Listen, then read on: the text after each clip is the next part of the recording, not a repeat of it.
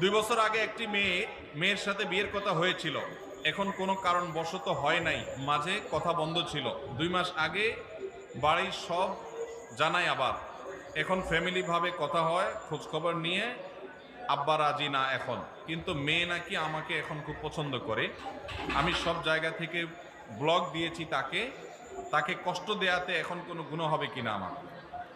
ভাইরা আমার, যদি কোনো কারোর সাথে বিয়ের আলাপ সালাপ হয়, কোনো কারণে পারিবারিকভাবে কোনো কারণে বিয়েটা আর হলো না, তাহলে তার সাথে পরবর্তীতে ইনবক্সে, মেসেঞ্জারে, হোয়াটসঅ্যাপে ইটিস পিটিস আলাপ করা যাবে না যাবে না?